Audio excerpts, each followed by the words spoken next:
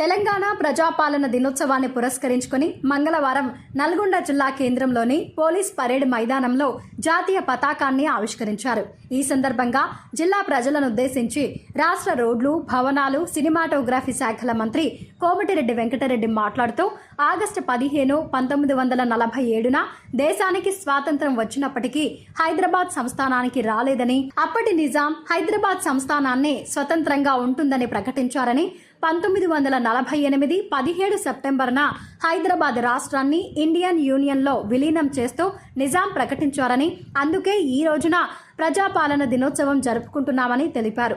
2011 నుండి తెలంగాణ మలిదశ ఉద్యమం ప్రారంభమైందని, తెలంగాణ ఐక్య కార్యాచరణ సమితి నాయకత్వంలో ఉద్యోగ, ఉపాధి, విద్యార్థి సంఘాల తీవ్ర ఉద్యమం చేశారని, నల్గొండ జిల్లాకు చెందిన దాసోజు శ్రీకాంతాచారితో పాటు ఎంతో మంది యువకులు ప్రాణాలు కోల్పోయారని, తాము సైతం మంత్రి పదవికి రాజీనామా చేసి 11 రోజులు ఆమరణ నిరాహార దీక్ష చేశామని తెలిపారు. తెలంగాణ ఉద్యోగులు, కార్మికులు తమ ఉద్యోగాలను పణంగా పెట్టి 42 రోజుల పాటు సకల జనుల సమ్మె చేశారని, 2011 మార్చి 10న మిలియన్ మార్చ్ పేరుతో లక్షల మంది ఉద్యమకారులు హైదరాబాద్లో కథం తొక్కారని, వంటవార్పు, సాగరహారం, ధర్నాలు చేసిన తీరును చూసి అప్పటి ప్రభుత్వం తెలంగాణ ఏర్పాటుకు మార్గం సుగమం చేస్తూ శ్రీకృష్ణ కమిటీని నియమించిందని, అక్టోబర్ 2013న కేంద్ర మంత్రిమండలి తెలంగాణ రాష్ట్ర ఏర్పాటుకు ఆమోదం తెలిపిందని, 2014లో తెలంగాణ ప్రత్యేక రాష్ట్రం ఏర్పాటైందని తెలిపారు. ప్రత్యేక రాష్ట్రంగా ఏర్పడిన తెలంగాణ రాష్ట్రంలో నూతన ప్రభుత్వం, ముఖ్యంగా రాష్ట్ర ముఖ్యమంత్రి యనుమల రేవంత్ రెడ్డి నాయకత్వంలో అమరులకు, మహిళలకు, రైతులకు, అన్ని వర్గాల ప్రజలకు గౌరవాన్ని కల్పిస్తూ ప్రభుత్వం ముందుకెళుతుందని తెలిపారు. హైదరాబాద్ కోటిలోని మహిళా విశ్వవిద్యాలయానికి చాకలి ఐలమ్మ మహిళా విశ్వవిద్యాలయంగా, హ్యాండ్లూమ్ టెక్నాలజీ సంస్థకు కొండా లక్ష్మణ్ బాపూజీ పేర్లు పెట్టడం జరిగిందని తెలిపారు.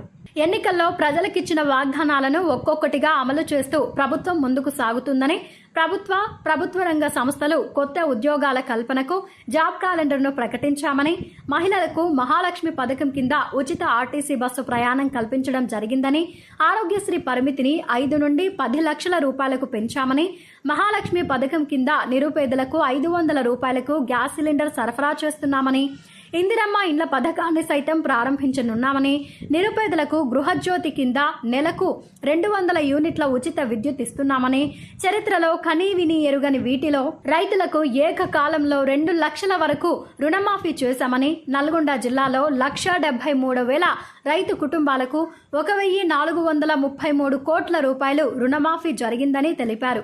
రాబోయే రోజుల్లో ఇంకా కష్టపడి నల్గొండ జిల్లా రైతులకు అండగా ఉంటామని తెలిపారు. నల్గొండ జిల్లా ప్రజలకు ముఖ్యమైన జాతీయ రహదారి 65 హైదరాబాద్ విజయవాడ నిత్య ప్రమాదాలను దృష్టిలో ఉంచుకొని విస్తరించేందుకు చర్యలు తీసుకోవడం జరిగిందని, 541 కోట్ల రూపాయల అంచనాతో ఆందోళ్ మైసమ్మ నుంచి తెలంగాణ రాష్ట్ర సరిహద్దు వరకు కొత్త టెండర్లు పిలవడం జరిగిందని, త్వరలోనే పనులు ప్రారంభిస్తామని మంత్రి వెల్లడించారు.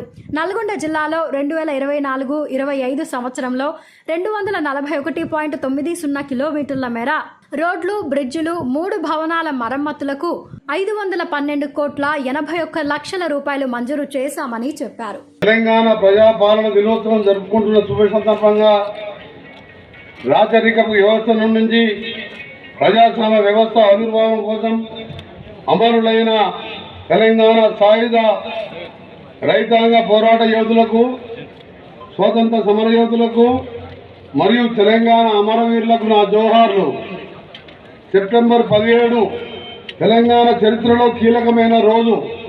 తెలంగాణ ప్రాంతం భారత్ యూనియన్లో విలీనమై నేటికి 76 సంవత్సరాలు పూర్తి చేసుకొని 77వ సంవత్సరంలో అడుగుతున్న శుభ సందర్భంగా ఈరోజు ఇక్కడ హాజరైన ప్రజాప్రతినిధులు, జిల్లా న్యాయమూర్తులు, అధికారులు, అనధికారులు, పాత్రికేయులు, కళాకారులకు, కార్మిక, కర్షక, విద్యార్థులకు, జిల్లా ప్రజలందరికీ శుభాకాంక్షలు.